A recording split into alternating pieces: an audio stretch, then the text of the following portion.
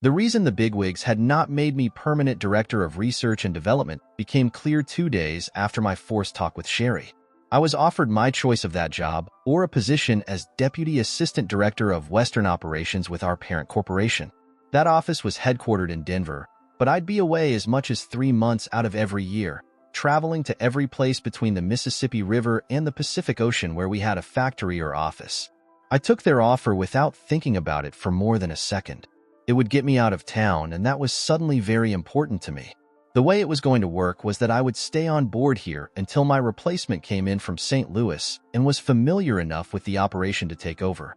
In the meantime, the company was going to bring in people from the various Western locations to brief me on what they did and how they fit into the total corporate structure. There would be slide presentations, live video conferences, one-on-one discussions, anything I needed to get a handle on what my duties and responsibilities were going to be. The pay raise was going to put me over the hump into a 6-digit salary, but it didn't make me as happy as I'd thought it would. There was no one to share the news with, only a few close friends. I called Melissa and Cal a few minutes after I got out of the boss's office. Melissa was the only one home, but she was thrilled at my promotion and let me know it in no uncertain terms. Then she got sad because I was moving away. We talked about dinner out Friday night and I agreed. We had a good time, but it just wasn't the same. 2 weeks later, give or take, the first of the people who were going to brief me came into town. Ms. Webster was actually a buyer for some of our ancillary businesses, and I wasn't going to be her supervisor when I got to Denver. She worked out of Sacramento, and her chain of command went through another channel. But she had all the information necessary to give me a good look into what they did for the parent corporation, and she even had a boilerplate PowerPoint presentation on her laptop. She was on her way back from a trip to the Carolinas and could drop by Texas on the way. It was Friday afternoon, but she was here and I was duty-bound to meet with her.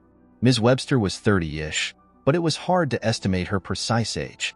She wore a severely cut, dark gray businesswoman's pantsuit, and there was a strict, no-nonsense expression on her face when I first met her. She shook hands briskly with me and walked down the hall beside me with strides as long as mine. She was shorter than I was, but you'd never know it by the way she walked. We went to one of the conference rooms equipped for audiovisual presentations. When we got there, she surveyed the room and, rejecting the adjoining room with all the projectors and high-tech equipment, she put her laptop on a table and started setting up her briefing slides on its smaller screen. Sitting at a corner of a table with the laptop between us and angled so we could both see it, Ms. Webster walked me through all the operations of her division and her company in general. If you're enjoying my content, consider joining my Patreon community. By becoming a patron, you'll get access to full parts of my videos much earlier than everyone else. Plus, you'll be supporting me to create even more awesome content for you. Check out the link in the description to join now. I think I surprised her with some questions that I had about organizational matters: who did what and why did they do it that way. On a couple of matters, she didn't have ready answers and took notes, so she called me back when she got with the appropriate personnel in Sacramento. It was a very productive meeting, and I understood most of her division's impact on the overall corporate structure when we finished. We walked out of the audiovisual room into a nearly empty floor full of individual cubicles. Ms. Webster and I looked at our watches simultaneously. Both of us were amazed the afternoon was so far advanced. I'm sorry, Ms. Webster, I said contritely. I had no idea we were spending so much time in there. I smiled at her. I think, I said thoughtfully, I'll blame it on such a well-prepared and knowledgeable briefer. For the first time, she flashed a bright smile at me. Heretofore, it had been a professionally courteous, remote thing that barely twitched her lips, and it had been aimed somewhere over my left shoulder. I liked the new one a lot better. Karen, she said emphatically. I looked around. There were only a couple of people lining up in front of the elevators, and they were all guys. No, me. I'm Karen, she said less stridently, grinning openly at me now. I blushed. I could actually feel the warmth spreading up from beneath my shirt collar and enveloping my ears. Oh, I replied. I'm sorry about that. I guess I'm not paying real good attention, and I'm going to blame the late hour on a surprisingly well-informed, really smart boss man, she added before I could say anything more. The grin and nice compliment coupled with the hand she put on my forearm, made me feel a lot better. "You're very nice to say that. I appreciate it very much." I wasn't quite stuttering, but I was a long way from being articulate. "Not at all," she said, patting my arm and dropping hers to her side again. The place where her hand had rested was suddenly cold. I wanted it back where it had been. "I meant it," she added. There was that wonderful smile again. "Well, anyway, thanks," I said. Can I get you back to your hotel? Or to the airport, maybe? I don't know what your plans are, or anything I should have asked a lot earlier." "Well, I haven't checked into a hotel yet," she said lightly. "I came right from the airport to here and haven't gotten there to the hotel yet," she added. I felt bad about that. I hadn't realized. "Well, then I can at least get to wherever you're going to stay," I offered. "You have reservations, right?" She nodded and told me where. "Then let me lock my office and I'll drive you over there. Would that be all right?" She nodded again, showing me some more of that brilliant smile. It made me feel warm even in the cold air conditioning favored in South Texas office buildings. It turned out that Ms. Webster, Karen, hadn't even taken the time to claim her baggage, so we made a detour by the airport. Eventually, we found where her 2 suitcases had been taken when she hadn't picked them up immediately and rescued them from a storage facility. The lady that helped us seemed a trifle miffed, as if there was an unwritten law requiring travelers to retrieve their luggage immediately upon arrival at their destination. Karen and I poured nice words and warm compliments all over the lady's irritation and had the woman entirely mollified by the time we left. When we got out of sight, Karen and I looked at each other and laughed out loud at how well we'd managed to get the airline employee back on our side and happy with us. It felt good to laugh so companionably with a woman again.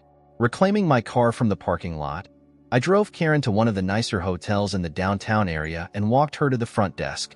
It turned out the reservation had been confirmed and her room was ready for her. It wasn't actually necessary that I accompany her there. Karen had everything well under control, but I had made myself useful carrying in her luggage, so I didn't look like a complete fool. I hoped so anyway. When all the paperwork was done and she was ready to go up to her floor, I stood there debating whether to just leave or not. I felt like a sophomore in high school again. "Karen, if I'm out of line, please say so, but—" "I accept," she said, startling me with her directness. "Just dinner. Or?" I looked at her blankly for a moment. The last time I'd asked a girl for a date had been many years previous, and I didn't remember it as having been this easy.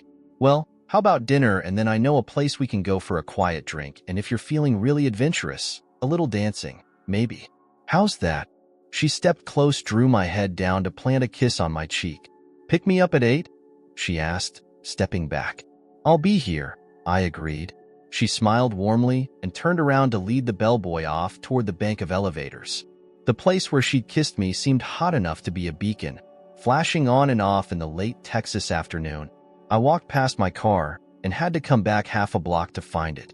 I couldn't get reservations at the restaurant where I'd envisioned taking Karen, so we settled for what used to be called Fisher's Dining and Dancing. Through the years, the name had gotten progressively shortened until it became just Fisher's. It was a dinner club with a very good kitchen that served evening meals until 10 p.m. Then they opened up a sliding, collapsible wall that concealed more tables and a big dance floor. They called that section the ballroom. Anyway, at that point, the whole place became one of the better nightclubs in town until 2 a.m. Diners could finish their meal and then stay at that table through the club hours if they wanted. They would have to thread their way through all the other tables to the dance floor if the urge struck them, though, and some viewed that as a problem. Other people came just to occupy the small tables adjacent to the hardwood dance floor. It was a good place for 30-something age people to go. My wife and I had gone there many times when we were married. When I got to her hotel, I called up and Karen came down to the lobby. I know my jaw dropped when the elevator door opened, and I'm equally sure it gaped open for long moments while she strode across the lobby to where I stood. She was in a seafoam green evening dress with spaghetti straps over her otherwise bare shoulders. The bodice was gathered into a couple of rows of pleats just below her chest, making the waist very high on her body. The skirt fell simply from the bodice to a couple inches above her knees in front and a few inches below the knee and back. It seemed to me to be composed of several layers of sheer silk over a more opaque underlayer. Her dark blonde hair fell gently to almost shoulder level, When she'd stepped up to me, her understated, open-toed heels put her eye to eye with me. Hers were lovely eyes too. "You're beautiful," was the only thing I could say. It was heartfelt, but not terribly eloquent. I thought I was coming across as a bashful schoolboy, but maybe it was all right. She blushed faintly, but didn't seem to mind the compliment. She took my arm and tucked it to her side familiarly. "Shall we go?" she asked. "Heck," I said, still bashful. I could stand her all night just admiring you. I tried on a smile, hoping it didn't look like the ones painted on puppets. She smiled again and kissed me a little butterfly kiss just in front of my ear. "But I'm hungry," she said. "You have to feed me." I nodded, smiling back at her like a simpleton. "Then shall we go, madam?"